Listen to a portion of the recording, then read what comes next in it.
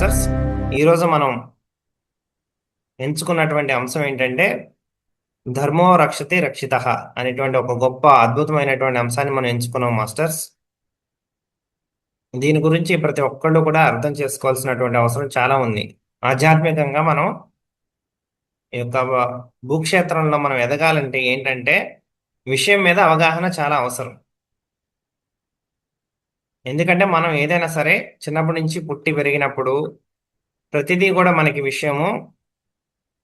విషయ జ్ఞానము ఒక భాష ద్వారా కానీ, అంటే మెయిన్ మనకి భాష ద్వారానే అర్థమవుతుంది. తల్లిదండ్రుల నుంచి వచ్చినటువంటి భాష. వాళ్ళు తెలుగు మాట్లాడుతున్నారు అనుకోండి, తెలుగులో వాళ్ళు ఏదైతే చెప్తారో వాళ్ళ పరిధిలో, అంటే ఇప్పుడు మన ఉన్న తల్లిదండ్రులు ఎవరైతే ఉన్నారో వాళ్ళు బాగా చదువుకొని ఉన్నారనుకోండి, వాళ్ళు మీకు కొంచెం ఎక్కువగా చెప్తూ ఉంటారు. అంటే ఈ పదాలు ఆ పదాలు అంటే భాష ఎక్కువగా నేర్పించుకుంటూ చిన్నగా చిన్నగా మనకు చిన్నప్పుడు బాగా అర్థమవుతూ ఉంటాయి. అదే వాళ్ళు చదువుకోలేదనుకోండి, వాళ్ళు వాడే పదాలు కానీ నార్మల్గా, అంటే సామూహికంగా ఏంటి, వాళ్ళు బతుకు తెరువు కోసం ఏదైతే సాధారణంగా వాడుకుంటూ ఉంటారో సమాజంలో చిన్న చిన్న భాష పదాలు కానీ అవి మాత్రమే ఉంటాయి, కానీ దానికి మించినటువంటి జ్ఞానానికి సంబంధించిన పదాలు మీరు వినలేరు వాళ్ళ ఇళ్లలో. చదువుకున్న వాళ్ళు ఏంటంటే వాళ్ళు ఎక్కడో ఒక చోట చదువుకున్నటువంటి అంశాన్ని బట్టి, వాళ్ళు చేస్తున్నటువంటి ఉద్యోగాన్ని బట్టి కొత్త కొత్త పదాలు వింటూ, ఎందుకంటే పిల్లలుగా మనం పెరిగే క్రమంలో ఏమవుతుందంటే ఏదైనా కొత్త పదం విన్నప్పుడు మనకు తెలియనప్పుడు అడ్డుగా మనం మక్కువ చూపి అలా నేర్చుకునే అవకాశం ఉంటుంది. కాకపోతే ఇక్కడ ఏంటంటే ఆధ్యాత్మికం అనేది అన్నిటికీ అతీతంగా ఉంటుంది. అంటే మీరు నేర్చుకున్నటువంటి భాషకి, అది తెలుగు అవ్వచ్చు, హిందీ అవ్వచ్చు, ఇంగ్లీష్ అవ్వచ్చు, కానీ మీరు నేర్చుకున్నటువంటి భాషకి అతీతంగా ఉంటుంది ఆ భావం. ఎవరైతే ఆధ్యాత్మికంగా ప్రయాణం చేసి అనుభవం పొందుతారో వారు మాత్రమే దా పదానికి గలటువంటి లోతైనటువంటి గాఢమైనటువంటి అర్థాన్ని మీకు ఇవ్వగలుగుతారు. సో ఇక్కడ ఏంటంటే మనకి ఎప్పుడులాగా ఇంటరాక్టివ్ గా ఎవరైనా నేను క్వశ్చన్ అడిగినప్పుడు చెప్పొచ్చు మాస్టర్స్, మీకు ఏదైతే అర్థమవుతుందో నేను అడిగినప్పుడు చెప్పొచ్చు. ఎవరైనా తెలియకపోతే ఓకే, నో ప్రాబ్లం. కాకపోతే ఏంటంటే మనం ఎప్పుడైతే చెప్తామో అప్పుడే మనకు తెలిసిద్ది మనకి ఏంటి తెలుసు అనేది. ఇప్పుడు నేను ఒక ప్రశ్న వేసినప్పుడు మీరు చెప్పినప్పుడు అప్పుడు మాత్రమే మీకు అర్థమైద్ది మనకేం తెలుసు మనకేం తెలియదు అనేది. మనము ఎంతో ప్రిపేర్ అవుతాం ఎగ్జామ్కి, మాస్టర్ ఎగ్జామ్ పెట్టలేదు అనుకోండి, తెలిసిద్దా మనకి? తెలియదు కదా. సంవత్సరం అంతా మనం చదువుతాం, లాస్ట్లో ఎగ్జామ్ పెడతారు. ఎందుకు పెడతారంటే నీకేం తెలుసు తెలుసుకోవడం కోసం నీకు పెడతారు. మాస్టర్ పెట్టేది కూడా నీకోసమే పెడతాడు, అది కూడా నువ్వు ప్రిపేర్ అయ్యి కాబట్టి పెడతాడు. అట్లాగే ఇక్కడ కూడా ఏంటంటే మనకి ఆధ్యాత్మిక క్రమంలో వెళ్ళేటప్పుడు చిన్నప్పటి నుంచి నేను చేసినటువంటి రీసెర్చ్లో కనుక్కున్నటువంటి ఒక విషయం ఏంటంటే భాష మీద పట్టు లేకపోవడం వల్ల ఏమైతుందంటే మనకి పదాల దగ్గర కన్ఫ్యూజ్ అయిపోతూ ఉంటాం మనం. ఓకే. సో ఇక్కడ ఏంటంటే మనకి ఇన్నర్గా ఒక సబ్జెక్ట్ వస్తూ ఉంటుంది, బయట ఆ పుస్తకాలు ఒకలాగా ఉంటుంది, మళ్ళీ దాన్ని సగం సగం అర్థం చేసుకున్న వాళ్ళు సగం సగంగా ఒక్కోసారి చెప్తూ ఉంటారు. కథ అతీతంగా కూడా కొన్ని కొన్ని రహస్యాలు ఉంటాయి కొన్ని కొన్ని పుస్తకాలు. అందుకని మీరు కొన్ని పుస్తకాలు చూసుకుంటే మేడం బ్లావెట్స్కీ గారు సీక్రెట్ డాక్టరేట్ అని చెప్పేసి ఒక పుస్తకం ఉంటుంది, అది ఎవరికి అర్థం కాదని చెప్తారు. అవి 4 పుస్తకాలుగా సిరీస్గా రాశారు మాస్టర్ ఆర్కే గారు, అవి నా దగ్గర ఉన్నాయి. అది చదివినప్పుడు నాకు ఒక్కొక్క సెంటెన్స్, ఒక్కొక్క దాన్ని నేను సుమారుగా ఒక 6-7 సార్లు చదవాల్సి వచ్చేది. ఒక్కొక్క దాన్ని ఒక్కొక్క లైన్ 6-7 సార్లు చదివినా కూడా అసలు ఏం రాశారనేది బుర్రకు ఎక్కేది కాదు అది. ఎందుకంటే దానికి చాలా లోతైనటువంటి తెలుగే, అన్ని భాష తెలుగే, కానీ అది ఎందుకు అర్థం కాదంటే మనకి ఆ పదాల వెనక మనం మర్మం ఏంటో పట్టుకోవాలంటే ఏంటంటే మనకి ప్రతి ఒక్క ఆ అనుభవం కావాలి మనకి.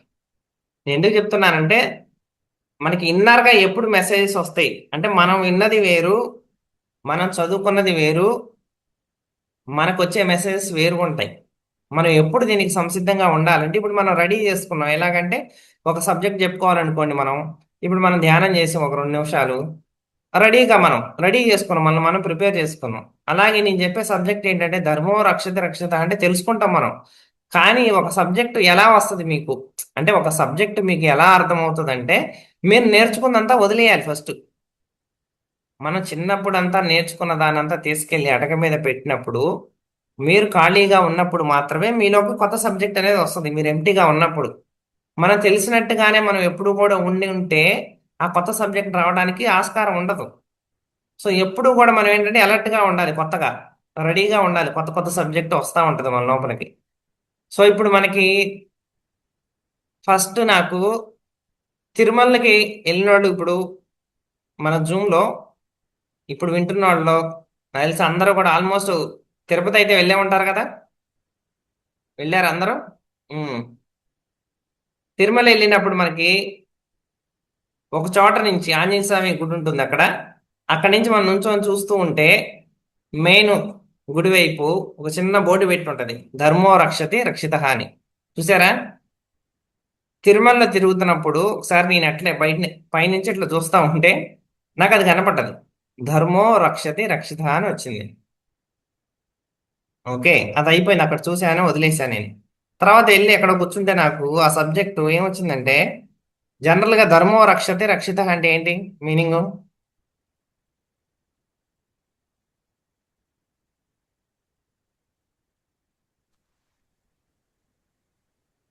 చెప్పండి రాధాకృష్ణ గారు. ధర్మాన్ని మనం రక్షిస్తే ఆ ధర్మం మనల్ని రక్షిస్తుంది సార్. అద్భుతం. ఓకే. అదే. ఉమ్. అవును సార్. ఇదైతే అందరికీ తెలుసు కదా. అవును సార్. ఉమ్. సరే, నేను ఒక ప్రశ్న అడుగుతానండి. ఇప్పుడు ఇంటికి ఒక పెద్ద ఉన్నాడు అనుకోండి. ఇంటికి ఒక పెద్ద ఉంటాడు. ఆ పెద్దోడు ఇంటికి చూసుకుంటా ఉంటాడు అనుకోండి. ఓకే. రక్షించేవాడెవడు? ఇంటికి పెద్ద. ఓకే. నాకు వచ్చిన ఫస్ట్ డౌట్ ఏంటంటే, నువ్వు పెద్దోడిని రక్షిస్తే పెద్దోడు నేను రక్షిస్తాడంటే దాని అర్థం ఏంటి? జనరల్గా ఇప్పుడు ఇంటికి ఒక పెద్ద ఉన్నాడు, నువ్వు ఉమ్. పెద్దోడిని రక్షించు వాడు నిన్ను రక్షిస్తాడంటే దాని అర్థం ఏంటి? నాకు వచ్చిన ఫస్ట్ డౌట్ ఏంటంటే, ధర్మాన్ని నువ్వు రక్షిస్తే ధర్మం నిన్ను రక్షిస్తుంది అంటున్నారు కదా. ఓకే. ఉమ్. ధర్మాన్ని మనం రక్షించడం ఏంటి? ఫస్ట్ డౌట్ నాకు. అంటే ఫస్ట్ నాకు ఆ సబ్జెక్ట్ అలా వచ్చింది, కానీ తర్వాత తర్వాత ఇన్నర్గా నేను చెప్తాను ఎందుకు వచ్చింది ఏంటి అనేది కూడా మొత్తం. ఫస్ట్ డౌట్ ఏంటంటే, ధర్మాన్ని మనం రక్షిస్తే ధర్మం మనల్ని రక్షిస్తుంది అంటున్నారు కదా. సో ఇదేంటి నాకు అర్థం కాలేదు. ధర్మాన్ని మనం రక్షించడం ఏంటి, తిరిగి అది మనల్ని ఎలా రక్షించింది? ఫస్ట్ ఏంటంటే, నువ్వు ధర్మం తనని తనే రక్షించుకోకపోతే మనల్ని ఎలా రక్షించింది? ఇది మనం రక్షించేది మనల్ని ఎలా రక్షించింది అనేది ఫస్ట్ వచ్చిన డౌట్ నాకు. ఇది అర్థమైంది ఈ క్వశ్చన్. ఓకే. అంటే అప్పుడు దాకా ఉన్నటువంటి జనరల్ గా మనం అర్థం చేసుకునేది ఏంటి, ధర్మాన్ని మనం రక్షిస్తే ధర్మాన్ని రక్షిస్తుంది అన్నది పోయింది, ఎగిరిపోయింది. ఒకేసారి ఒక డౌట్ వచ్చింది ఏంటంటే, ధర్మాన్ని మనం రక్షిస్తే అది మనల్ని ఎలా రక్షించింది? అంటే ధర్మం అదే కాపాడుకోకపోతే మనల్ని ఎలా కాపాడింది? ఇది ఫస్ట్ డౌట్ నాకు వచ్చింది. రెండో డౌట్ వచ్చింది ఏంటంటే, మనకి అసలు ధర్మం అంటే ఏంటి? అసలు ధర్మం అంటే ఏంటో తెలిస్తే నువ్వు ధర్మాన్ని నువ్వు రక్షించాలా, ధర్మం నిన్ను రక్షించిందా తర్వాత తెలిసింది మనకి కాన్సెప్ట్. అవునా? అసలు మనకి ధర్మం అంటే ఏంటో తెలియదు ఫస్ట్ కాన్సెప్ట్. అప్పుడు నాకు అర్థమైన విషయం ఏంటంటే, మనకి ధర్మం అనే కాన్సెప్ట్ తెలియదు. అసలు ఇది ఎందుకు వచ్చింది మనకి? మనం చెప్పుకునేటువంటి సబ్జెక్టులు ఇప్పుడు పత్రి సార్ ఏం చెప్తాడు? అహింసో పరమో ధర్మ. అవునా? మనం చెప్పే దాంట్లో వెజిటేరియనిజం అందరికీ పంచుతా ఉంటాం. దాంట్లో ఏంటంటే అహింస అనేది అన్నిట్లో ధర్మాల కల్లా పరమ ధర్మం అని చెప్పారు. అవునా? అవును సార్. సో ఇక్కడ ఈ పదాన్ని చాలా విరివిగా వాడుతూ ఉన్నారు, ధర్మం అనే పదాన్ని. శ్రీకృష్ణుడు, నేను ఈ జాబ్ ఏదైతే జాబ్ నాకైతే ఇప్పుడు వచ్చిందో ఈ జాబ్కి ప్రిపేర్ అయ్యేటప్పుడు, నేను ఎగ్జామ్కి ప్రిపేర్ అయ్యే ముందు రోజు మహాభారతం చూసేవాడిని. రోజుకో చాప్టర్ అన్నం తినేటప్పుడు. అది చూసేటప్పుడు మహాభారతం కొన్ని చాప్టర్లు అయిన తర్వాత శ్రీకృష్ణుడు ఎంటర్ అవుతూ ఉంటాడు అనమాట. శ్రీకృష్ణుడు మహాభారతంలోకి ఎంటర్ అవుతాడు. ఆ ఎంటర్ అయ్యేటప్పుడు ఒక మెసేజ్ ఉంటుంది అనమాట. శ్రీకృష్ణుడు మహాభారతంలోకి ఎందుకు ఎంటర్ అవుతానని చెప్తాడు. ఏం చెప్తాడంటే శ్రీకృష్ణుడు, మనకు ఒక శ్లోకం కూడా ఉంటది, ధర్మ సంస్థాపనార్థాయ సంభవామి యుగే యుగే. అవునా కాదా? అంటే ఏంటి? అవును సార్. ధర్మాన్ని ధర్మాన్ని పునర్నిర్మాణించడానికి, అంటే మనం మళ్ళీ పడిపోయినటువంటి ధర్మాన్ని మళ్ళీ తీసుకొని రావటానికి అన్ని యుగాల్లో నేను వస్తానని చెప్పాడు అక్కడ. ఓకే.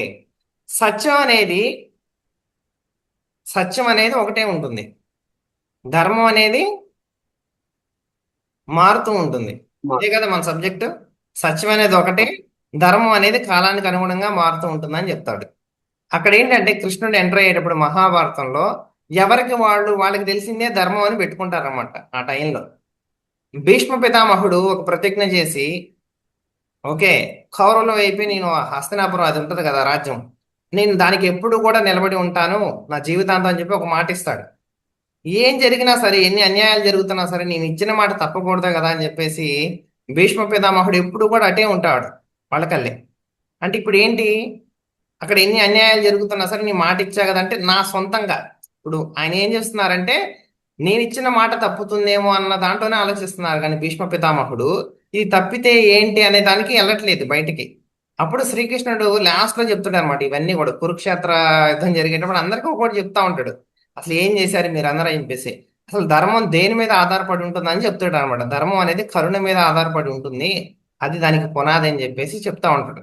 ఇది జనరల్ గా జరిగేటువంటి సబ్జెక్ట్ ధర్మం గురించి. ఓకే. సో మనకి తెలిసింది ఏంటంటే కొన్ని కొన్ని సబ్జెక్టులు చెప్తాను మీకు ధర్మం గురించి, ఎక్కడెక్కడ ఎలా ఎలా వస్తుందని చెప్పేసి. ఓకే. ధర్మము మనకి ఇప్పుడు పత్రి సార్ చెప్పినట్టు అన్ని ధర్మాల్లో కల్లా పరమధర్మం ఏంటిది మనకి అహింస. ఓకే, ఇదొక సబ్జెక్టు. ఇక్కడికి వచ్చేసి శ్రీకృష్ణుడు అన్ని యుగాల్లో మనకి ధర్మం ఎప్పుడైతే పడిపోతుందో ధర్మాన్ని పునర్నిర్మించడానికి ఆయన వస్తా అని చెప్పి చెప్పాడు. ఇది రెండో సబ్జెక్ట్. ఓకే. ఈ రెండిట్లో కూడా నాకు ఆన్సర్ దొరకలేదు ఎక్కడ. ఇవి రెండు జనరల్ గా ఉన్నాయి. కాదు ఈ రెండింటికి అతీతంగా శ్రీకృష్ణుడు ఒక సబ్జెక్ట్ చెప్పాడు ఇంకోటి కూడా. అసలు ధర్మం అంటే ఏంటి అని చెప్పాడు ఒక చోట సబ్జెక్ట్. అసలు ధర్మం అంటే ఏంటి అని చెప్పాడు ఒక చోట సబ్జెక్ట్. ఏంటంటే అది నీ ఆత్మ వైపు. ఏంటిది? నీ ఆత్మ వైపు అనంతమైనటువంటి సత్యం ఉంది చూసారా, ఏదైతే మూల సత్యం ఉందో, ఈ మూల సత్యం వైపు ఏదైతే నిన్ను నడిపించిద్దో, అక్కడ ఎలా చెప్తాడంటే ఈశ్వరుడి కింద చెప్తాడనమాట. ఈశ్వరుడి వైపు నేను ఏదైతే తిప్పుతుందో, ఈశ్వర తత్వం వైపు నేను ఏదైతే తిప్పుతుందో, నీ యొక్క అనంత తత్వం వైపు ఏదైతే నేను నడిపిస్తుందో అదే ధర్మం అని చెప్తాడు శ్రీకృష్ణుడు. అర్థమైందా? అంటే ధర్మం ఏంటంటే అల్టిమేట్లీ అంటే అంటే లాస్ట్ చివరికి ఇచ్చిన డెఫినేషన్ అనమాట. అది ఏంటంటే నిన్ను నీ యొక్క ఆత్మతత్వం వైపు తీసుకువెళ్ళేదే ధర్మం అని చెప్పారు. ఇది అసలు పాయింట్. ఇక్కడ కాన్సెప్ట్ అర్థమైంది కదా, ఇది అసలు పాయింట్. సో ఇప్పుడు పోతే మనకి లాస్ట్ టైం మనకి ఒక మేడం అడిగారు ఒక చిన్నపిల్లవాడి గురించి అడుగుతూ, సార్ మరి చిన్నపిల్లవాళ్ళు ఎంత ఇట్లా అలా చేస్తుంటారు కదా, వాళ్ళకి చెప్పడం ధర్మమా కాదా అని అడిగారు నన్ను లాస్ట్ క్లాస్లో వచ్చినప్పుడు. ఒకసారి చిన్నపిల్లవాళ్ళు అలా చేస్తూ ఉంటారు, ఇది చేస్తారు అది చేస్తారు, వాళ్ళకి చెప్పొచ్చు చెప్పకూడదు ఇట్లా అని చెప్పేసి మహిత మేడం అడిగారు.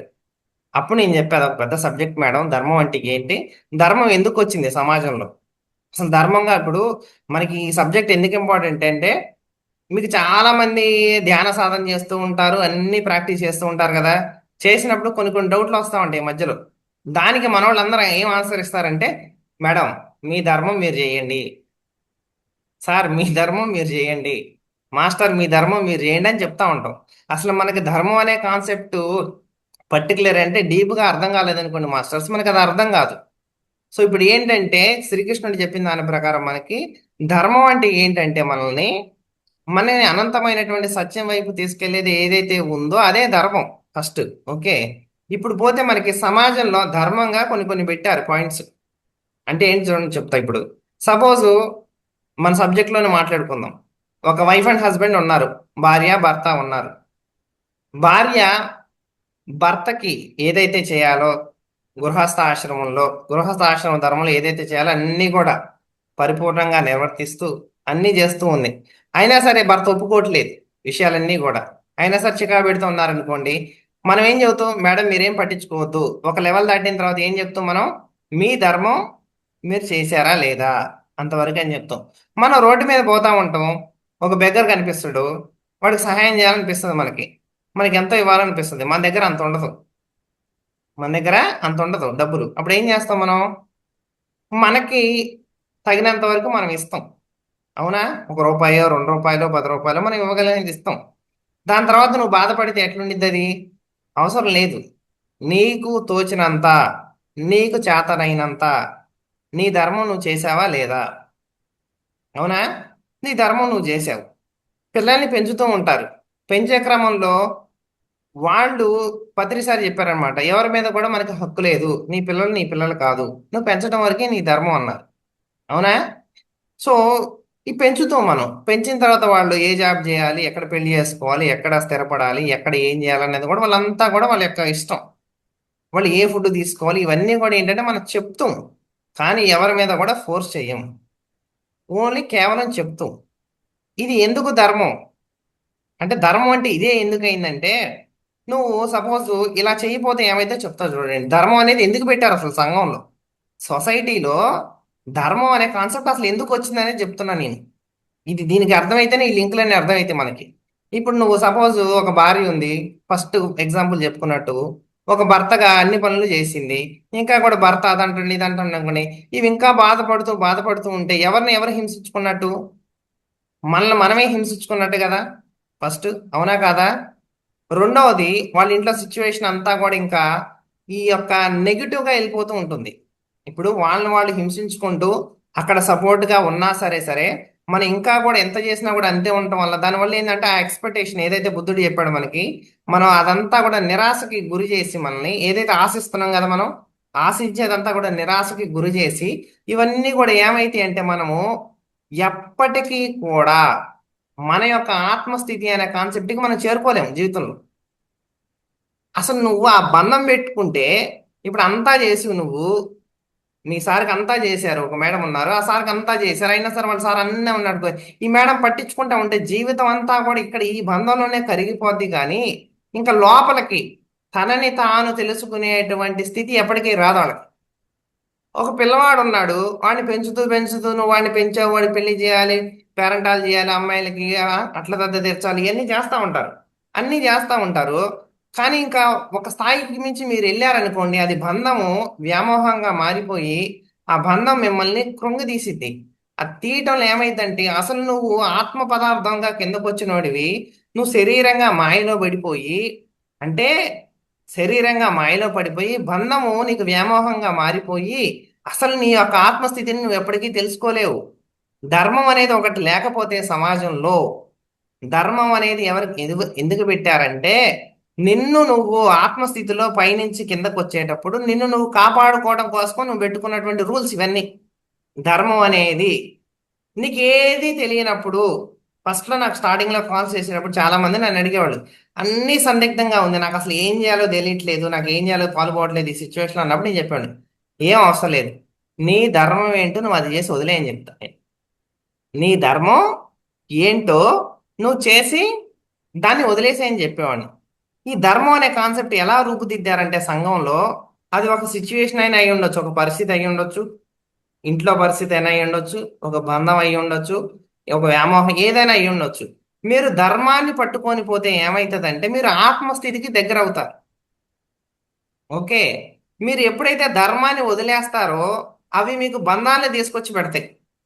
ధర్మాన్ని వదిలేసి మీరు పనులు చేస్తూ ఉంటారు చూసారా, ధర్మంగా సంపాదించమంటారు. ఓకే, ఒకడు ధర్మంగా సంపాదించడు, సంపాదించకపోతే ఏమైంది, వాడయ్యో ఎన్నో అప్పులు చేస్తాడు, లేదా కోట్లు కోట్లు అప్పులు తెచ్చి పెట్టుకుంటాడు, లేదా కోట్లు కోట్లు తెచ్చుకుని ఏదో అయింది అదేది, మొత్తానికి వాడు అసలు విషయాన్ని మర్చిపోతాడు. ఇంక వాడు వాడి జీవితంలో ఆత్మతత్వానికి ఎప్పుడు రాలేడు. ఈ కోట్లాటలు వీటిని దిద్దుకోవడం సర్దుకోవడం వీటిలోనే జీవితం కరిగిపోద్ది. నువ్వు ధర్మంగా సంపాదించు, ఒక రూపాయే సంపాదించు, ఆ రూపాయి సంపాదించిన దాంట్లో రూపాయలు అర్ధ రూపాయి ఖర్చు పెట్టు, అర్ధ రూపాయి ఇంట్లో పెట్టుకుని నిన్ను అడిగేవాడు ఎవడు ఉండడు. నీకంటూ కొంత సమయం ఉంటుందా ఉండదా? ఇప్పుడు చూడండి, కోట్లు కోట్లు సంపాదించేవాడు ఒకడు ఉన్నాడు, వాడికి అసలు టైమే దొరకదు. ఓకే, తర్వాత ఇప్పుడు మా ఇంటి దగ్గర ఉన్న వాటిలో కూలి పని చేసుకునేవాళ్ళు ఉంటారు కొంతమంది. కూలి పని చేసుకునేవాళ్ళు, వాడు 100 రూపాయలు సంపాదిస్తాడు, 50 రూపాయలు ఖర్చు చేసుకుంటాడు, 20 రూపాయలు ఇంట్లో వేస్తాడు, 30 రూపాయలు ఏదో చేస్తాడు. వాడు సాయంత్రానికి చక్కగా కాలు మీద కాలు వేసుకొని పైన మంచం మీద పడుకొని అటు ఇటు ఊగుతూ ఉంటాడు. వాడికి టైం ఉంది ఆలోచించడానికి వాడి గురించి. వాడు వాడు ఆకాశానికి వేసి చూసినా వాడు ప్రకృతికి దగ్గరగా ఉంటారు వీళ్ళందరూ. చూడండి, మన ధర్మం ఏంటంటే ప్రకృతికి కనెక్ట్ అయి ఉండటం. ఇవన్నీ కూడా ఏంటంటే మనకి, మీరు ఎప్పుడైతే ధర్మాన్ని వదిలేసి వెళ్తారో, ధర్మాన్ని వదిలేసిన ప్రతి క్షణం కూడా ఏమవుతుందంటే మీరు ఆత్మస్థితికి దూరంగా వెళ్తారు. ఎందుకంటే మనం ఆత్మ పదార్థంగా పైనుంచి కిందకు వచ్చినప్పుడు సమాజం ఏర్పడిందిగా, ఈ సమాజంలో ధర్మం అనేది లేకపోతే, ఇది ధర్మం అనేది లేకపోతే మీరందరూ కూడా తెలియకుండానే చిక్కుల్లో పడతారు. ఎలా చిక్కుపడతారంటే, ఒక బంధం ఏర్పడిద్ది, ఒక సమస్య ఏర్పడిద్ది, లేకపోతే ఒక సిచ్యువేషన్ ఏర్పడి మీరందరూ కూడా అంటే చిన్నగా చిన్నగా చిన్నగా చిన్నగా చిన్నగా ఏమైందంటే అసలైనటువంటి ఆత్మ పదార్థపు స్థితి నుంచి దూరంగా వెళ్ళిపోతూ ఉంటారు. అర్థమైందా? సో ఏ విషయంలోనైనా సరే ఆధ్యాత్మికంగా మీరు ఇప్పుడు వెళ్తూ ఉన్నారు, ముందుకు వెళ్తూ ఉన్నారు అందరూ. సొసైటీలో మీరు ఎలా జీవించాలి, దేంట్లో ఇరుక్కోకుండా, ఏ సిచ్యువేషన్ లో మీరు కూడా ఇరుక్కోకుండా అన్ని కూడా బ్యాలెన్స్డ్ గా వెళ్ళాలంటే సింపుల్ ఒక అల్టిమేట్ బ్రహ్మాస్త్రం ఏంటంటే దేంట్లో అయినా సరే ధర్మంగా నా ధర్మం నేను నిర్వర్తించానా లేదా. మీరు చూడండి, ధ్యానానికి ముందు మీకు ఈ కాన్సెప్ట్ అర్థం కాదు ఎవరికి కూడా. మీరు ఇప్పుడు ధ్యానం చేస్తున్నారు కదా, చాలా మందికి ఈ విషయం అర్థమయ్యే ఉంటది ఇప్పుడు కూడా. మీరు ఎప్పుడైనా చెప్పినప్పుడు మీ ధర్మం మీరు చేయండి మేడం అన్నప్పుడు హ్యాపీగా ఉంటది మీకు. సార్ నా ధర్మం నేను చేస్తే ఇంకా అయిపోయింది అక్కడ వరకు, సో నాకు ఇప్పుడు ఏ ప్రాబ్లం లేదని చెప్పేవాళ్ళు చాలా మంది ఉన్నారు ఇప్పుడు. ఓకే, అంతకు ముందు మనకి అదే విషయం మీకు చెప్తే ధర్మంగా ఉండండి మేడం అంటే ధర్మంగా చేసి కూడా మళ్ళీ ఇరక్కపోతాం మనం. ఏంటి ధర్మంగా చేస్తారు అంటే ఎట్లా, రోడ్డు మీద పోయేటప్పుడు ఒకడు ఉంటాడు, వాడికి ₹1 మనం దానం చేయాలి చేస్తారు, కానీ పీకుతా ఉంటది వీడికి మనసు మళ్ళీ. ఏంటి ఇంకా చేయాలి చేయాలని చెప్పేసి వీడు అప్పు చేసి తీసుకొచ్చి పెట్టిండు అనుకో, అప్పుడు ఏమంటారు, తలకు మించిన దానం చేయరాదంటారు, అవునా కాదా? ఎందుకంటారు, మళ్ళీ నువ్వు ఇరక్కపోతావు అక్కడ. ఈ డబ్బు అనేది ఎవరు ఎవరికి ఇచ్చేది కాదు. ఇప్పుడు డబ్బు నువ్వు నేను ఇచ్చానే అనుకుంటాడు. భూమి మీద అసలు నువ్వు సంపాదించేదంటే ఏమీ ఉండదు. ఈ ప్రకృతి నుంచి వచ్చేదే కదా ప్రతిదీ కూడా. నువ్వు డబ్బు సంపాదించు, ధనం ఏదైనా బంగారం అని ఏదైనా కానీ అసలు నువ్వు సంపాదించేది ఏమైనా ఉంటుందా? కొంతమంది దేవుడికి ఇచ్చా అంటారు, కిరీటాలు ఇచ్చారంటారు, బంగారం ఇచ్చారు, అసలు ఎవరు ఎవరికి ఇవ్వగలుగుతారేడా? అసలు నీది కానప్పుడు నువ్వు ఎట్టెత్తావు? ఈ బంగారం ఇటు సంపాదించా అంటాడు. ఎవరిదా బంగారం? అదంతా ప్రకృతి నుంచి వచ్చింది, అవునా? మళ్ళీ ఆ ప్రకృతికే నువ్వు ఇస్తున్నావు, కానీ నువ్వు ఎట్టయితావు మధ్యలో? సో ఎవరు కూడా ఎవరికి ఇవ్వక, అంటే ఇవ్వటానికి కూడా అసలు అర్హత లేదు మనందరికి కూడా. కానీ మనం ఏంటంటే మనం ఇచ్చేటువంటి స్థితుల్లో ప్రతి ఒక్కళ్ళు కూడా ఇరుక్కుపోతూ ఉంటారు ధర్మం అనే కాన్సెప్ట్ లో వచ్చేసి. సో ఇక్కడ మనము ధర్మో రక్షతే రక్షిత అనుకున్నాం కదా ఫస్ట్ అడిగిన క్వశ్చన్. ఇప్పుడు ధర్మం గురించి మనకు లైట్ గా అర్థమైంది. ఏం అర్థమైందంటే సమాజంలో ధర్మం ఎందుకు పెట్టారంటే ఆత్మస్థితి కోసం. అసలు పెట్టిన ధర్మం ఏంటి? ఆత్మస్థితి కోసం. దాంట్లో శాకాహారం అహింసో పరమో ధర్మ. ఒరే నువ్వు శాకాహారి అయితేనే ఫస్ట్ నీ ఆత్మస్థితికి వెళ్తావు నువ్వు. అహింసో పరమో ధర్మ, అర్థమైందా? నువ్వు ఎప్పుడైతే శాకాహారం తీసుకుంటావు అదే పరమధర్మం. ఎందుకంటే అది నిన్ను ఉత్తమోత్తముడుగా, నీకు ధ్యానం కన్నా ఫస్ట్ భద్రిజీ గారు ఏం చెప్పారు, శాకాహారం ఇంపార్టెంట్ అని చెప్పారు, అవునా? నీ ఆహార అలవాట్లు ఇవన్నీ మార్చుకున్నప్పుడే నీ ఆత్మస్థితికి దగ్గర అవుతూ. నువ్వు ఒక రాక్షసుడిలాగా మనం మాంసాహారం తింటూ ఉన్నంతకాలం ఆత్మస్థితికి ఎవడైనా చేరువవుతుడా? ఎవ్వరు చేరువవ్వలేరు. కాబట్టి చూడండి, ధర్మం అంటే ఏంటంటే ఒక పాయింట్ లో చెప్పలేము మనం. ఇప్పుడు ఇందాక చెప్పినట్టు స్టార్టింగ్ లో అహింసో పరమో ధర్మం, అది పరమధర్మం అన్నారు, ఇది ధర్మం అన్నారు. అట్లా మనం బయట నుంచి చూస్తే ధర్మం అంటే ఏంటి అర్థం కాదు. ఇప్పుడు అర్థమైంది కదా ధర్మం అంటే ఏంటి. ఫస్ట్ పాయింట్, మెయిన్ పాయింట్ ఏంటంటే కృష్ణుడు చెప్పినట్టు ఆత్మస్థితి వైపు ఏదైతే మనల్ని మళ్ళిస్తుందో అదే ధర్మము. ఈ పాయింట్ పట్టుకొని మీరు అర్థం చేసుకోండి ధర్మం ఎక్కడెక్కడ పెట్టారు, ఏ పాయింట్ లో పెట్టారు ధర్మము. మీకు గృహస్థాశ్రమంలో ఏం ధర్మం పెట్టారు, బయట ఏం ధర్మం పెట్టారు, సంపాదన దగ్గర ఏం. ఇప్పుడు నీకు ఇందాక ఒక ఎగ్జాంపుల్ చెప్పా కదా, ఒక కూలి పనివాడు ఉన్నాడు, 500 సంపాదించాడు, ₹100 సంపాదించాడు అని. ఒక కోటేశ్వరుడు ఉన్నాడు, వాడు కోట్లు కోట్లు సంపాదిస్తాడు. మన గురుగారు కూడా ఒకటి చెప్తా ఉంటాడు, అసలు నీకు ఎంత సంపాదించాలో తెలియదు అంటాడు. ఏంటి, డబ్బు ఎంత సంపాదించాలో తెలియదు అంట జనాలకి. తెలియకుండా సంపాదించేస్తూ ఉంటారంట చాలా మంది. నీకు ఎంత కావాలో కూడా తెలియకుండా సంపాదించడం అంటే అది తప్పు అన్నట్టు. ఎందుకంటే నువ్వు అసలైన స్థితికి నువ్వు ఎప్పటికీ చేరుకోలేవు. నీ జీవితం మొత్తం కూడా సంపాదన. ఒకటికి బిజినెస్ బాగా కలిసి వచ్చింది, వాడు ఇంకా ఆ బిజినెస్ లోనే గరిగిపోతాడు. ఆ బిజినెస్ కొద్దిగా. కలిసి వచ్చింది, వాడికి ₹1 కోటి ఇచ్చింది, 2 కోట్లు 3 కోట్లు 4 కోట్లు, వీడి ₹1 కోటి అయిపోతాడు, కానీ వాడికి ఎప్పటికీ విషయం తెలియదు. ఓకే, నీకు అన్ని సిచ్యువేషన్స్ అన్ని బాగా ఉన్నాయి, నువ్వు వాడు ఆ స్థితిలోనే వెళ్ళిపోతా ఉంటాడు, కానీ వాడికి ఎప్పటికీ కూడా తెలియదు. ఇప్పుడు పిల్లలకి పెళ్లి చేయాలంటారు ఒక స్థితికి వచ్చిన తర్వాత, అది వాళ్ళ ధర్మం అంటారు. ఎందుకు? లేకపోతే నువ్వు వాళ్ళు పట్టుకుని వాళ్ళతో బంధం ఏర్పరచుకుని ఉంటావు, పెళ్లి చేసాక వదిలేస్తా అంటారు. ఎందుకు? నీ స్థితిలోకి నువ్వు వెళ్ళాలి, ఆత్మస్థితిలోకి నువ్వు. ఒక స్థితికి వచ్చిన తర్వాత వాళ్ళకు కూడా రామకృష్ణ అనుకోవాలని ఇదివరకు చెప్పేవాడు ఒక వయసు వచ్చాక. ఎందుకంటే ఆ స్థితిలో వాళ్ళు ఇంకా వాళ్ళని ఆత్మస్థితి వైపు వదిలేయాలని చెప్పి అనుకునేవాళ్ళు అప్పుడు స్టార్టింగ్ లో. అంటే ఒకప్పుడు లాస్ట్కి వచ్చాక వదిలేయాలనుకునేవాడు. కానీ అసలు ఏంటంటే మనకి స్థితి, నువ్వు గృహస్థాశ్రమంలో నీ ధర్మం నువ్వు చక్కగా నిర్వర్తిస్తే, గృహస్థాశ్రమంలో నీ ధర్మం నువ్వు చక్కగా నిర్వర్తిస్తే, వాళ్ళకి పెట్టాలి పెట్టు, చేయాలి చేసే, ఒకటికి డబ్బు ఇచ్చి వాడు ఇవ్వలేదనుకో, నీ ధర్మం నువ్వు, నీకు తెలిసిందంతా నువ్వు ధర్మంగా చేసుకుంటూ పోతూ ఉన్నావు. ఎవరిని ఏమనకుండా, ఎవరిని మనం ఎవరికి హాని చేయకుండా, ఒక ఆలోచన వదలకుండా అన్ని కూడా ధర్మంగా చేసుకుంటూ పోతూ ఉంటే నువ్వు ఆత్మ సంయమన స్థితిలో ఉంటావు. అంటే నీకు మంచి వచ్చినా చెడు వచ్చినా సరే ఒక బ్యాలెన్స్డ్ మధ్య మార్గంలో ఉంటావు నువ్వు ఎప్పుడు కూడా. ఓకే, సో ఇప్పుడు మనకి ధర్మాన్ని మనం రక్షిస్తే అది మనం ఎలా రక్షించిద్ది.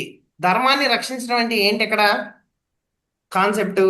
అంటే ఏంటంటే ధర్మం రక్షించటం అంటే ఏంటంటే ఇక్కడ కాపాడుకోవడం అని అర్థం. అంటే దాన్ని మనం ఇప్పుడు ధర్మం, ఇప్పుడు స్వామి వివేకానంద టైంలో అప్పుడు మనకి మహమ్మదీయుల దాడి జరుగుతున్నప్పుడు భారతదేశంలో ఆయన ఒక గుడి ముందు నుంచి వెళ్తూ ఉంటే ఒక శిథిలావస్థమైనటువంటి గుడిని చూసి ఆయన బాగా చంచలం అయిపోతాడు అనమాట. చూసి లోపలికి వెళ్ళిపోయి ధ్యానంలో కూర్చొని ఒక 2 గంటల తర్వాత అమ్మవారి ప్రత్యక్షమైనప్పుడు అడుగుతాడు అనమాట అమ్మవారిని, అమ్మా ఈ చాలా శిథిలమైనటువంటి ఈ గుడి ఉంది కదా ఇప్పుడు ధ్వంసం అయిపోయింది మహమ్మదీయుల దాడిలో, మరి నిన్ను నువ్వే రక్షించుకోకపోతే మమ్మల్ని ఏం రక్షిస్తావమ్మా అని అడుగుతాడు ఆ అమ్మవారిని. అర్థమైందా? ఇప్పుడు నీకు గుడి కట్టించారు, మొత్తం పూజలు చేస్తున్నారు, అన్నీ చేస్తున్నారు, వచ్చారు వాళ్ళు దాడి చేశారు, మరి నిన్ను నువ్వే రక్షించుకోకపోతే మమ్మల్ని ఎలా రక్షిస్తావమ్మా అని అడిగాడు. అడిగితే అమ్మవారు ఏం చెప్పిందంటే ఫస్ట్ అసలు గుడి ఎవరు కట్టారని అడిగింది. గుడి ఎవరు ఎవరు కట్టారని, కట్టారు? నేను కట్టమంటే గుడి కట్టారా, మీ అంతని మీరు కట్టారా అని అడిగింది. గుడి ఎవరు కట్టారు? మానవులే గుడి కట్టుకున్నారు. అప్పుడు రక్షించుకోవాల్సిన పరిస్థితి ఎవరిది అని అడిగింది. మా అంటే మానవులదే అని చెప్తాడు. ఇది సరేనమ్మా, ఇదైతే ఓకే, కానీ అనంతమైనటువంటి శక్తి స్వరూపం నువ్వు కాబట్టి మరి నీకు రక్షించేది కూడా ఉంది అమ్మా ధర్మం అని అడుగుతాడు అన్నమాట. అప్పుడు ఆమె ఏం చెప్పింది తెలుసా? నా ధర్మం ఉంది, కానీ ఎప్పుడో తెలుసా, నన్ను పిలిచేవాళ్ళు పిలిస్తే నేను వస్తా అని చెప్పింది. నన్ను పిలిచేవాళ్ళు లేడయ్యా భూమి ఇక్కడ అని చెప్పింది. నువ్వు ఇప్పుడు ధ్యానంలో కూర్చున్నావు, 2 గంటలు ధ్యానం చేసావు, ఆ స్థితిలోకి వచ్చి నన్ను పిలిచావు, నేను వచ్చి నీకు పలికా కదా ధర్మంగా, పలికానా లేదా? అలా నీలాగా పిలిచేవాళ్ళు ఉండి ఉంటే నేను వచ్చేదాన్ని అని చెప్పిద్ది అనమాట అమ్మవారు. అర్థమైందా? నీలాగా పిలిచేవాళ్ళు లేక ఇది ధ్వంసమైంది ఈ గుడి అని చెప్పింది. ఇప్పుడు చూడండి, కొన్ని చోట్ల ఇదే మహమ్మదీయుల దాడి జరిగేటప్పుడు కొన్ని కొన్ని చోట్ల కొంతమంది సిద్ధపురుషులు ఉన్నారు, వాళ్ళు ఉన్నప్పుడు అక్కడ 1 ఇంచ కూడా జరగలేదు ప్రమాదాలు. మీకు తెలిసే ఉంటాయి ఈ స్టోరీలు, కర్ణాటకలో కానీ ఇంకా కొన్ని కొన్ని చోట్ల స్టోరీలు ఉన్నప్పుడు అక్కడ వాళ్ళు రక్షించుకున్నారు అక్కడ. అంటే ఇక్కడ అర్థం ఏంటి చూడండి, ఆ గుడిని నువ్వు కట్టుకున్నావు మానవుడిగా, ఓకే, నువ్వు అమ్మవారిని పిలిచేటువంటి స్థితిలో నువ్వు ఉండి కనుక పిలిస్తే కనుక ధర్మంగా అమ్మవారు వచ్చేది కాపాడేది. నీకు ఆ స్థితి లేనప్పుడు ఎవరు కాపాడుకోవాలి? ఆ గుడిని కట్టినప్పుడు నువ్వే కాపాడుకోవాలి అక్కడ. మనం ఏమనుకుంటాం, చాలా మంది చెప్తూ ఉంటారు కదా, ఇది అట్లా గుడి కట్టారు వాళ్ళే కాపాడుకోలేనటువంటి వాళ్ళు మిమ్మల్ని ఏం కాపాడుతారంటారు, అవునా? ఇక్కడ కూడా మనకి ధర్మాన్ని మనం రక్షిస్తే అది మనం ఎలా రక్షించిందంటే, ధర్మం అనేది నశించేటప్పుడు, అంటే నశించడం అంటే ఏంటి, ఆత్మస్థితికి దూరంగా వెళ్ళిపోతున్నారు ప్రతి ఒక్కళ్ళు కూడా. ఏంటి, శాకాహారాన్ని మానేసి మొత్తం కూడా మాంసాహారం తింటూ ఆ విచ్చలవిడిగా అందరూ చేసుకుంటూ సమాజంలో ధర్మానికి అతీతంగా అన్నిటికీ వెళ్తూ ఉన్నప్పుడు ఏంటంటే, ఆ కృష్ణావతారం ఏదైతే సంభవామి యుగే యుగే అన్నారో, ఇప్పుడు మనకి బుద్ధుడు కూడా అదే చెప్పాడు, మైత్రేయ బుద్ధగా నేను 2500 సంవత్సరాల తర్వాత మళ్ళీ వస్తాను నేను. ఓకే, ఈ యొక్క మొత్తాన్ని ధర్మాన్ని కూడా మళ్ళీ కూడా వాళ్ళు ఎప్పటికప్పుడు సెట్ చేయడానికి వస్తా ఉంటారు. అంటే ఆ కాలంలో ఉన్నది వేరు, ఈ కాలంలో ఉన్నది వేరు. ఓకే, సో ఇప్పుడు ఏంటంటే మనకి ధర్మాన్ని రక్షించుకోవడం అంటే ఏంటంటే, ధర్మాన్ని నువ్వు రక్షిస్తే అది నేను ఎలా రక్షిస్తా అంటే, నువ్వు ధర్మాన్ని ఫాలో అవటమే దాన్ని రక్షించడం ఇక్కడ మీనింగ్. నువ్వు వెళ్ళి రక్షించడం అంటే కాపాడటం అంటే అది కాదు.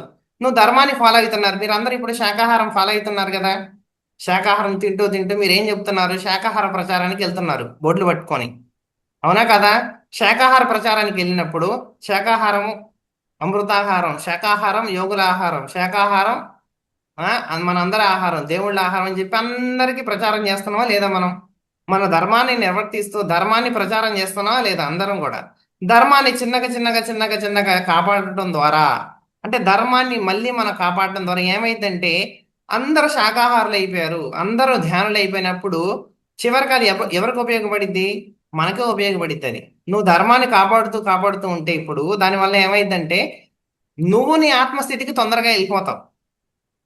అర్థమైందా? నువ్వు ధర్మ ప్రచారం చేసు, నువ్వు బయటికి వెళ్ళు, ధర్మాన్ని నువ్వు అలా ధర్మాన్ని రక్షించడం అంటే ఇది కాన్సెప్ట్ అక్కడ. అంటే నువ్వు ధర్మాన్ని ఎప్పుడైతే దాన్ని బాగా ధర్మ మార్గంలోకి వచ్చి ధర్మాన్ని ప్రచారం చేస్తూ ఆ ధర్మాన్ని నువ్వు కాపాడటం అంటే దాన్ని ప్రచారం చేస్తూ దాన్ని అంతా ఇంకా విస్తృతం చేయటం. అంటే ఒక దాన్ని శిథిలం అయిపోతున్న దాన్ని బాగా ఇప్పుడు కింద పడిపోతుందని గట్టిగా పట్టుకున్నావు అనుకో, కాపాడినట్టే లేదా? ధర్మం అనేది నశిస్తూ ఉంది అంచెలంచెలుగా కలియుగంలో. దాన్ని నువ్వు ఒక్కసారిగా పత్రిజీ గారు చేంజ్ చేశారు, ఊరు వాడ తిరిగి 40 సంవత్సరాలు మొత్తం అందరికీ ధ్యానం నేర్పించి ధర్మాన్ని మళ్ళీ లేపారా లేదా? కాపాడారా లేదా? పడిపోతారు అంటే అంటే మానవులు తినాల్సినటువంటి ఆహారం ఇది కాదురా నాయన, అంటే మాంసాహారం కాదు శాకాహారం నువ్వు తినాలని చెప్పేసి ఆ పడిపోతున్నటువంటి ధర్మాన్ని మొత్తాన్ని నిలబెట్టారా లేదా? ఆ ధర్మాన్ని రక్షిస్తున్నారా లేదా? రక్షించడం అంటే అంటే ఆ పడిపోతున్నటువంటి దాన్ని కాపాడినప్పుడు ఏమైందంటే ఆ కాపాడటం ద్వారానే దాని యొక్క ప్రభావం ద్వారానే మనందరం కూడా మనలో చైతన్యం అనేది విస్తృతం అవుతుంది. అంటే ధర్మాన్ని నువ్వు అలా రక్షించడం ద్వారా దాని యొక్క శక్తి చైతన్యపు స్థాయిల్లో మనందరం కూడా మన ఆత్మస్థితికి దగ్గర అవుతూ ఉంటాం. అర్థమైందా? సో మెయిన్ కాన్సెప్ట్ ఏంటంటే మనకి ఎక్కడైనా సరే మనకి సమాజంలో మీకు ఎక్కడ ఏ పాయింట్ ఆఫ్ టైంలో అయినా సరే మీకు ఎక్కడైనా సరే ఒక సిచ్యువేషన్ అర్థం కానప్పుడు సమాజానికి సంబంధించి నేను చెప్తున్నా మళ్ళీ సమాజంలో మీకు ఎక్కడైనా సరే ఒక సిచ్యువేషన్ అది ఇంట్లో అయినా అవ్వచ్చు బయట అవ్వచ్చు ఎక్కడైనా సరే మీకు ఒక విషయం అర్థం కానప్పుడు ధర్మం ఇది ఇది అని చెప్పి కొన్ని నిర్దేశింపబడి ఇచ్చారు ఆల్రెడీ ఋషులు కానీ వీళ్ళందరూ కొంతమంది కొన్ని పాయింట్స్ చెప్పారు. ఇది ధర్మం అన్నప్పుడు అది చేసుకుంటూ పోతే చాలు. మీరు ఎక్కువ చేయాల్సిన అవసరం లేదు. మీ సొంతంగా మీరు ఏం పెట్టాల్సిన అవసరం లేదు. వాళ్ళు ఆల్రెడీ నిర్దేశించి చెప్పారు ఆల్రెడీ ఇది ధర్మం, నువ్వు ఇక్కడ బాగూడదు, ఇది చేయాలి ఇది చేయాలి అని చెప్పి చెప్పారు. సో కాలానుగుణంగా చిన్నపిల్లగా ఉన్నప్పుడు ఒక ధర్మం ఉంటది. అది ఆత్మస్థితికి తీసుకెళ్లాలంటే చిన్నపిల్లడికి ఒక ధర్మం ఉంటది. ఓకే, నువ్వు పెద్ద అయినప్పుడు పెద్దోడికి ఒక ధర్మం ఉంటది, వాడు ఆత్మస్థితికి వెళ్ళాలంటే. అలాగే కాలానికి అనుగుణంగా ఒక ధర్మం మారుతా ఉంటది. ఎందుకు మారిద్ది ధర్మం అంటే ఇందుకే మారిద్ది. ఎందుకంటే కాలానికి అనుగుణంగా ప్రకృతి పరిస్థితులు ఇవన్నీ మారినప్పుడు దానికి అనుగుణంగా మనం ఫాలో అయితేనే ఆత్మస్థితికి వెళ్ళగలుగుతాం. లేదంటే మనం వెళ్ళలేం. చిన్నప్పుడుగా ఉన్నప్పుడు చెప్పిన స్టోరీ నీతి కథలు పెద్ద అయ్యాక చెప్తే వింటారా? మళ్ళీ ఫస్ట్ నీతే చెప్పాలి, కథ అవసరం లేదు. అవునా? చిన్నప్పుడు కథ చెప్పి కథలో నీతి పెట్టిస్తాం. బన్ను మధ్యలో మనం అది పెట్టినట్టు, కోవా పెట్టినట్టు. వాడు మొత్తం బన్ను తిన్నాక వాడు లోపల అర్థమైంది దీంట్లో కోవా ఉందని. ఇప్పుడు ఏంటంటే పెద్దగా అయ్యే కొద్దీ విషయం కావాలి వాళ్ళకి ఒకేసారి. సో ఇక్కడ కూడా ఏంటంటే మనము ధర్మం అనే సబ్జెక్ట్ ఏంటంటే మీకు కాలానుగుణంగా మారుతూ ఉంటుంది. రెండు, ధర్మం అంటే నీకు సంబంధించింది కాదు ఎప్పుడు కూడా. బాగా గుర్తుపెట్టుకోండి, ధర్మం అనేది నీకు సంబంధించింది కాదు. ఆత్మస్థితి వైపు ఎప్పుడు గుర్తుపెట్టుకోవాలి. అంటే ఏంటంటే ఆత్మస్థితి వైపు ఏదైతే మనం తీసుకెళ్ళగలుగుతుందో అది ఎదుటి వాళ్ళకైనా మనకైనా సరే. ఇప్పుడు భీష్మ పితామహుడు ఒక శబ్దం బట్టి కూర్చున్నాడు అక్కడ. ఏంటి, నేను కౌరవులకి ఆ యొక్క రాజ్యానికి నేను సపోర్ట్ ఇస్తా అని చెప్పేసి. మనకి ద్రౌపది వస్త్రాభరణం జరుగుతుంది, ద్రోణాచార్యులు ఉన్నారు అక్కడ, అవునా, గురువులు ఉన్నారు. వీళ్ళందరూ కూడా ఎందుకు సపోర్ట్ చేయలేదు? వాళ్ళు ఎంచుకున్నటువంటి ధర్మానికి నిలబడి ఉన్నారు. కానీ అక్కడ ఒక ఆత్మ, చూడండి, అక్కడ ఒక స్థితి, ఒక మహిళ తను అక్కడ జరుగుతున్నప్పుడు వాళ్ళు నిలబడి ఉన్నారనుకోండి, అది లోపల ఆత్మస్థితి ఏం చెప్తుంది? ద్రోణాచార్యుడికి చెప్పిద్ది. చూడండి, ద్రోణాచార్యుడికి చెప్పిద్ది. ఆయనకి మనకి భీష్మ పితామహుడు కూడా చెప్తానే ఉంటది ఇక్కడ అన్యాయం జరుగుతుంది అని చెప్పి. నువ్వు రెస్పాండ్ కాకపోతే, నువ్వు దానికి ఎదిరించి నువ్వు చేయకపోతే నీ ఆత్మస్థితికి నువ్వు ద్రోహం చేస్తున్నట్టా లేదా? నీ ఆత్మద్రోహం చేసినట్టా లేదా? నీ ఆత్మ చెప్తా ఉంది. అంత పెద్ద రాజగురువులు అయినటువంటి ద్రోణాచార్యులు ఉన్నారు, భీష్మ పితామహుడు ఉన్నారు, వాళ్ళకి చెప్తూ ఉంది లోపల ఇది రైట్ కాదు, ఇది రైట్ కాదని చెప్తూ ఉంది వాళ్ళకి. కానీ వాళ్ళు ఎవరు రియాక్ట్ అవ్వలేదు. ఏది ధర్మం అనుకున్నారు? వాళ్ళు ఏదైతే చెప్పారో వాళ్ళు పెట్టిన శపథమే ధర్మం అనుకున్నారు. అది కాదు ధర్మం.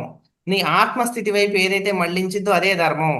సో అక్కడ ఏది జరుగుతుందో సిచ్యువేషన్ దానికి తగ్గట్టుగా ధర్మం మారుతూ ఉంటుంది. నువ్వేదో ఎంచుకున్నదే ధర్మం కాదు. ఇప్పుడు కూడా ఏంటంటే మనం ధ్యానం చేస్తూ అందరికి చెప్పుకుంటూ పోతూ ఉంటాం. ఈ సబ్జెక్ట్ అర్థం కాకపోతే ఇది చాలా ఇంపార్టెంట్, కలియుగంలో చాలా ఇంపార్టెంట్ ఇది ధర్మం అనే సబ్జెక్టు. ఎందుకంటే పత్రిజీ గారు ఒక మేడంకి చెప్తూ ఉంటారు ఒకసారి సబ్జెక్ట్లో. ఏం చెప్తాడు అంటే, ఇప్పుడు నేను ఒక క్వశ్చన్ అడుగుతా, ఎవరైతే ఆన్సర్ చెప్తారో అందరు చెప్పేసేయండి దానికి, ఓకేనా? చెప్పగలిగిన వాళ్ళు. ఒక మేడం ఉన్నారు మనకి, master, senior pyramid master. Okay, వాళ్ళ ఇంటికి ఒక ఇద్దరు మాస్టర్స్ వచ్చారు ఒకసారి భోజనం చేయడానికి. ఇద్దరు మాస్టర్స్ భోజనం చేయడానికి వచ్చారు వాళ్ళ ఇంటికి. ఎప్పుడు? పొద్దున్నే టిఫిన్ టైంలో వచ్చారు.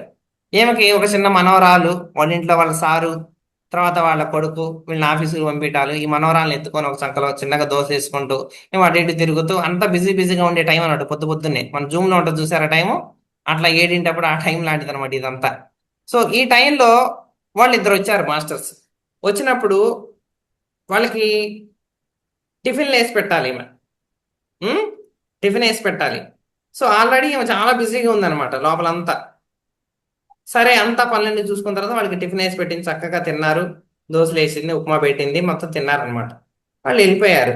మధ్యాహ్నం టైంలో వేరే వాళ్ళకి అందరితో ఇట్లా సజ్జన సాంగత్యం చేసుకుంటూ వేరే వాళ్ళకి కాల్ చేసినప్పుడు ఇట్లా మాకు ఈ రోజు మాస్టర్స్ మన ఇంటికి వచ్చారు ఇట్లా ఇట్లా అని చెప్పినప్పుడు వాళ్ళు ఏం చెప్తారంటే అవునా వాళ్ళు మా ఇంటికి కూడా వచ్చారు కదా మా ఇంటికాడ పొద్దున్నే టిఫిన్ చేసి వెళ్ళారు అని చెప్తారు. అర్థమైందా? వాడు పొద్దునే వచ్చారు మా ఇంటికి, మా ఇంటికాడ టిఫిన్ చేసి వెళ్ళారు పొద్దునే అంటారు.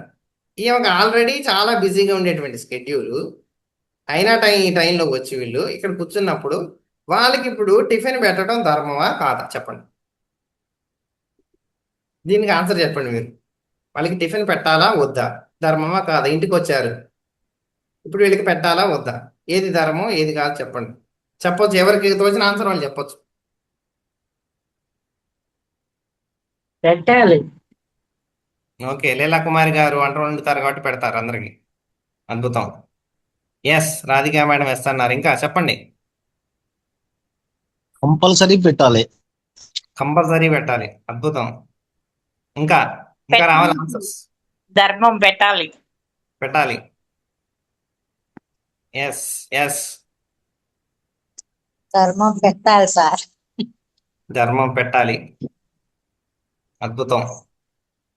అతిథులుగా వచ్చారు కాబట్టి మనం పెట్టాలి వాళ్ళకి. ఓకే, అద్భుతం. సరే, ఇదే ఇదే క్వశ్చన్. అద్భుతం అద్భుతం. ఇదే టాపిక్ తీసుకెళ్లి పత్రిజీ గారికి చెప్పారు ఆ మేడం. సార్ మా ఇంటికి ఎట్లా వచ్చారు సార్, అదే ప్రశ్న అడిగారు పత్రిజీ గారు. వీళ్ళకి నేను పెట్టాలంటే ఈసారి వస్తే 4 వేగమన్నారు, ఇంకో పెట్టి 4 గుద్దులు గుద్దమన్నారు. ఏమన్నారు? ఇంకొకటి కొట్టి ఇది కలియుగం. ఏంటి? ఇది కలియుగం. కలియుగం. ఇలాంటి వాళ్ళు కూడా ఉంటారు, ఇలాంటి వాళ్ళు కూడా ఉంటారు. ఓకే, వాడు ఒక మాస్టర్, వాడు ధ్యానం చేసేవాడు, వాడు ఒక మాస్టర్. అలాంటి వాళ్ళు కూడా ఉన్నప్పుడు నువ్వు పెట్టాల్సిన అవసరం లేదని చెప్పేశారు సార్. చూడండి, ఇప్పుడు నేను అదే చెప్పింది. నేను ఎందుకు ఈ క్వశ్చన్ వేసానంటే నేను స్టార్టింగ్ అది వింటున్నప్పుడు కూడా నాకు అనిపించింది అసలు వాళ్ళు ఎట్లా వస్తారు ఈ మేడం ఇట్లా ఉన్నప్పుడు. పరీక్షించడానికి వచ్చేది వేరు, ధర్మాన్ని పరీక్షించడానికి ఋషులు మారువేషంలో రావటము, వాళ్ళు రావటం వేరు, అది వేరు. అప్పుడు నువ్వు అతిథి దేవో భవ నువ్వు పెడతావు. వీడు అతిథిలాగా కాదు, వీడు గాడిదలాగా వచ్చాడు అన్నట్టు చెప్పారు. గురువు అంటాడు అనమాట అక్కడ, వీడు గాడిదలాగా మేయటానికి 4 పూట్ల మేయటానికి వస్తా ఉంటారు మేడం. నాకు ఆ క్లిప్ దొరికితే మీకు పెడతా కూడా. అది ఎక్కడైనా చూసి నేను ఖచ్చితంగా పెడతా, మీరు వినండి. కొన్ని చోట్ల ఒక్కొక్క చోట, ఎందుకంటే పర్టికులర్గా జరిగిందంతా చెప్పరు కదా అన్ని చోట్ల వీడియోల్లో. ఒక్కొక్క చోట కొంచెం కొంచెం చెప్తారు, ఒక్కొక్క చోట మొత్తం చెప్తారు వీడియోని బట్టి. సో నాకు అది దొరికితే చెప్తా నేను. అది విన్నప్పుడు చూడండి, మనకి తెలిసిన ధర్మం ఏంటి? అతిథి దేవో భవ ఇవన్నీ మనం అనుకుంటాం కదా, అవునా? నేను అందుకే అడిగింది మిమ్మల్ని ఈ క్వశ్చన్. కాలానికి అనుగుణంగా ధర్మం మారుతుంది. ఏంటి? కాలానికి అనుగుణంగా అక్కడ ధర్మం ఏంటి? వాడిని 4 బీకితేనే వాడు ఆత్మస్థితికి వెళ్తాడు. వాడు పెంచి పోషిస్తుంటే వాడు వెళ్తాడా? మీరు చెప్పండి. గురువు గారు 4 బీకేవాడు ఒక్కొక్కరిని, అది ధర్మం. మాస్టర్స్ అర్థమైంది కదా? ధర్మం అంటే ఏంటంటే అక్కడ గురుగారు ఏం చేసినా సరే ఆయన ధర్మం ఏంటి? 4 పీకినా సరే ఆ పీకటం వల్ల వాడు ఎదుగుతాడంటే పీకుతాడు గురువుగారు, తిడితే ఎదుగుతాడంటే చేస్తాడు. అవునా?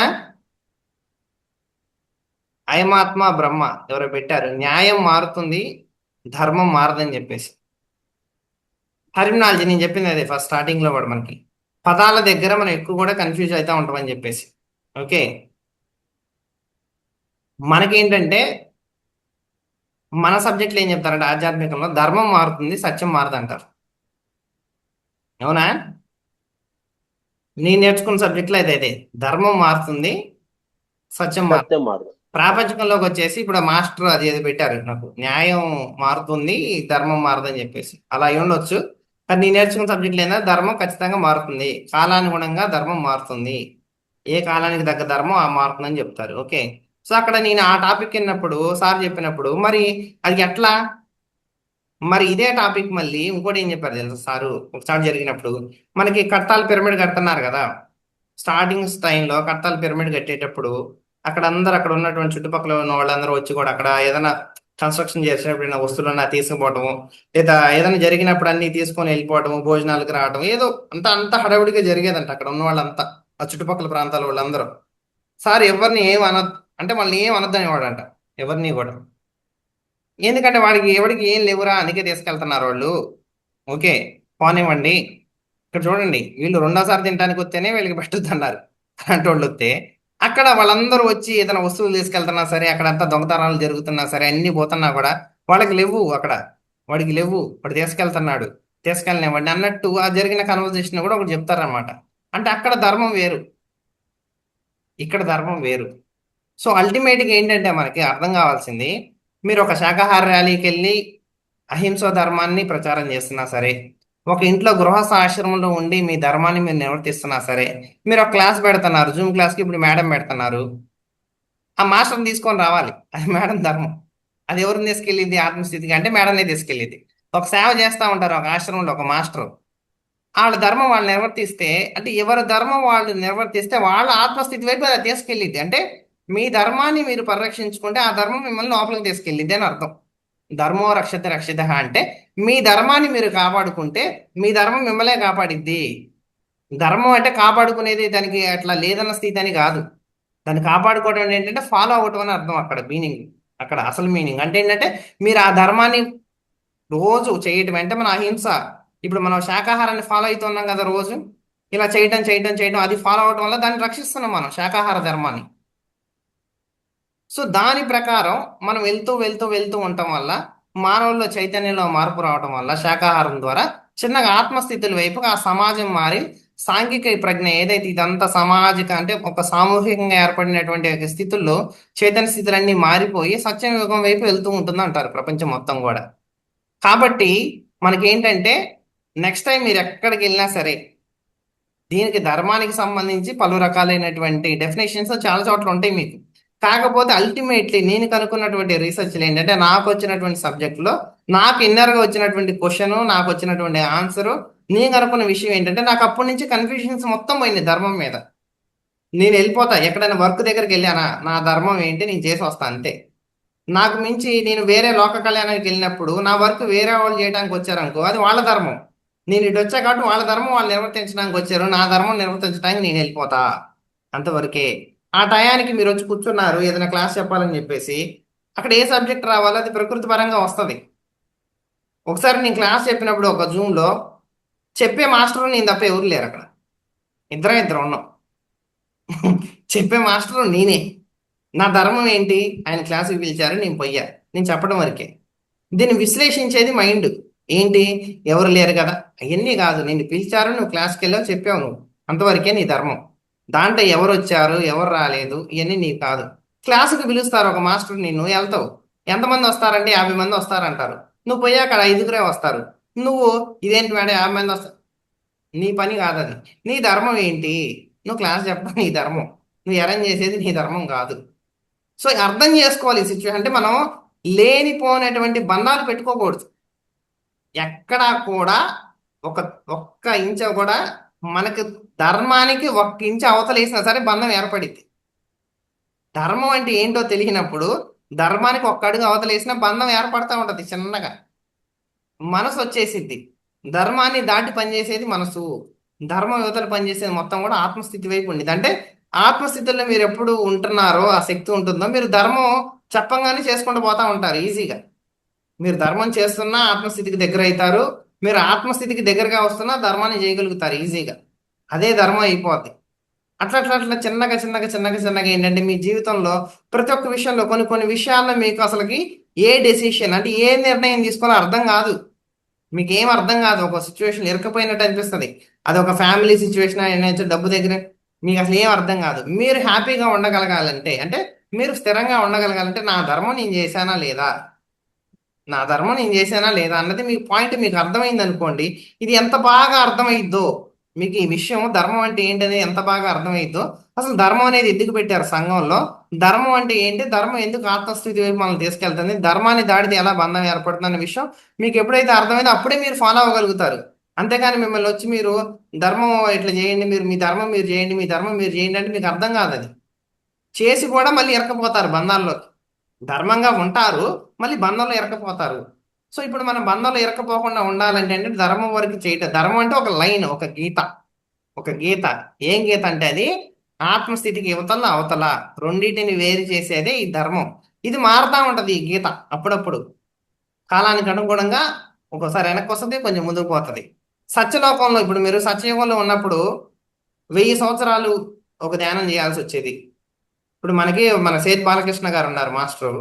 ఆయనకు ఒకసారి కరోనా టైంలో ఒక ప్రాసెస్ జరిగింది, బాగా విపరీతమైనటువంటి ప్రాసెస్, బాగా జ్వరం రావటం ఒళ్ళంతా ఇట్లాన వచ్చినప్పుడు ఆయన టెస్ట్ చేయించుకున్నారన్నమాట, కరోనా ఏమైనా ఉందేమో అని చెప్పేసి. వెళ్తే లేదు ఆయనకి. ఆయన ధ్యానంలో కూర్చున్నప్పుడు ప్రశ్న వేసుకున్నారు, ఏంటి నాకు ఇంత హెవీగా వచ్చింది, నాకు చూస్తే ఇదంతా కూడా లేదు కదా అంటే ఎందుకు జరిగింది ఇదంటే ఆయనకి ఒక ఆన్సర్ వచ్చింది. ఇదే ప్రాసెస్ నీకు ఒక ద్వాపర యుగంలో కానీ ఆ యుగంలో జరగాలంటే 1000 సంవత్సరాలు జరగాల్సింది, నీకు ఇక్కడ ఒక రోజులో జరుగుతుందని చెప్పారు. చూడండి ఎంత అద్భుతం. మారిందా లేదా అక్కడ గీత? అవునా కదా? కాలానికి అనుగుణంగా మారిందా లేదా? అది ఆత్మస్థితికి తీసుకెళ్లేది, ఇది ఆత్మస్థితికి తీసుకెళ్లేది. సో ధ్యానం చేయటం నీ ధర్మం. ఇప్పుడు అల్టిమేట్లీ ఏంటి మన ధర్మం? ఫస్ట్ మన ఎట్లాగో శాకాహారులుగా సమాజం కొరకు శాకాహారం. నువ్వు బయట అడుగు పెట్టావా, శాకాహారం ధర్మం అది చేయాలి ఖచ్చితంగా. అందరికి చెప్పడం, చేయించడం ఇదంతా చేసుకుంటావు. కానీ నువ్వు ఒక ఆత్మస్థితిగా దైవంగా భూమి మీదకి వచ్చినప్పుడు నీ ధర్మం ఏంటి? ధ్యానం చేయటం నీ ధర్మం. ఎందుకు నీ ధర్మం? ఇప్పుడు అర్థమైంది కదా ధర్మం అంటే ఏంటో. ధ్యానం చేయటం నీ ధర్మం అంటే ఏంటంటే ధ్యానం చేస్తే నువ్వు లోపలికి వెళ్తావు నాయన అని అర్థం ధర్మం అంటే. ఇప్పుడు ధర్మం అనగానే ఆత్మస్థితి గుర్తు రావాలి మనకి. ధ్యానం నీ ధర్మం అనగానే ఓహో ధ్యానం చేస్తే మనం ఆత్మస్థితికి వెళ్తాం. ధర్మం అనే పాయింట్ ఎక్కడెక్కడైతే లింక్ పెట్టారో ఇప్పుడు మనకు అక్కడ ధర్మాన్ని తీసి ఆత్మస్థితి అని పెట్టుకోవాలి మనం. ఓహో ఇది ధర్మం అంటే ఇది మన ఆత్మస్థితి వైపు తీసుకెళ్ళిద్ది, బంధం వైపు తీసుకెళ్ళదు. ఇది ఆత్మస్థితి వైపు తీసుకెళ్ళిది, ఇది ఆత్మస్థితి వైపు తీసుకెళ్ళిది. అట్లా అర్థం చేసుకుంటే అర్థమైంది. భగవద్గీతలో ఎట్లయితే కృష్ణుడు అన్న చోట మనం ఆత్మ ఆత్మ ఆత్మ అనేది పెట్టుకుంటామో, ఇక్కడ కూడా ధర్మం అనే కాన్సెప్ట్ లో ప్రతి చోట కూడా మనం ఆత్మస్థితి అనే దాన్ని కనుక మనం రీప్లేస్ చేసుకొని పెట్టుకుంటే కనుక అక్కడక్కడక్కడక్కడక్కడ మనకు అర్థమవుతా ఉంటుంది మాస్టర్స్. సో ఈ సబ్జెక్ట్ ఏంటంటే చాలా సింపుల్గా ఉన్నట్టే అనిపిస్తుంది, కానీ పాటించేటప్పుడు మీకు అర్థమైతే దీనిలో ఉన్నటువంటి లోతుపాట్లు.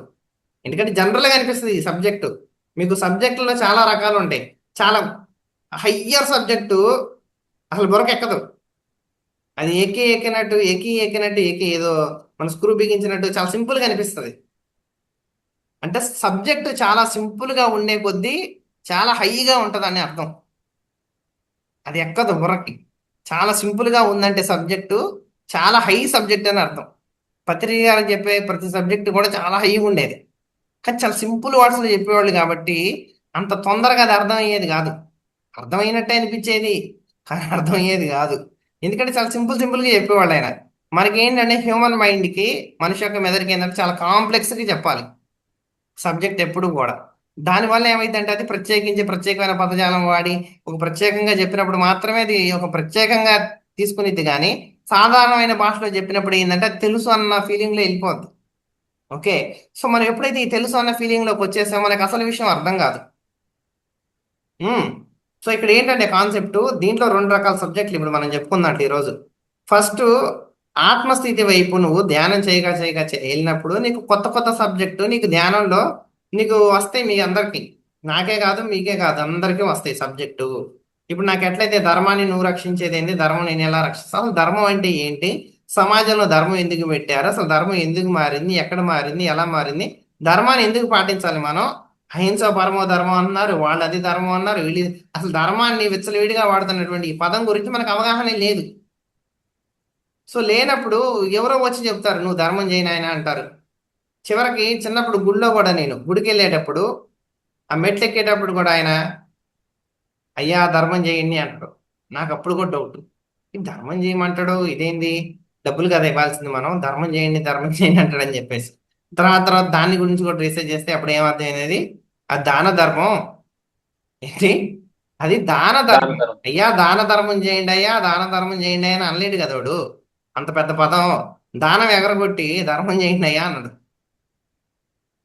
అర్థమైందా? సో అది అసలు ఏంటంటే అది దాన ధర్మం. దానం చేయటం ఒక ధర్మం, అది దాన ధర్మం అంటారు. దాన ధర్మం అది. దానికి వాడు ధర్మం చేయండి అయ్యా అంటాడు. దానం చేయడం అనేది ఒక ధర్మం అనమాట అక్కడ. సో దాన ధర్మం కాస్త దానం ఎగిరిపోయి ధర్మం పెట్టేశారు అక్కడ.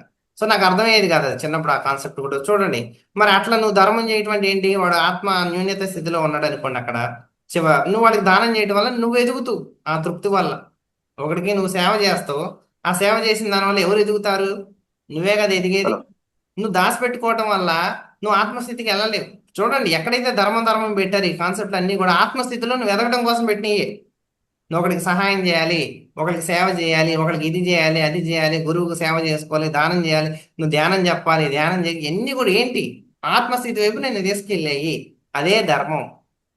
సో మనకి తెలిసినటువంటి అత్యున్నతమైనటువంటి ధర్మం సమాజ పరంగా అయితే శాకాహారం పరమధర్మం.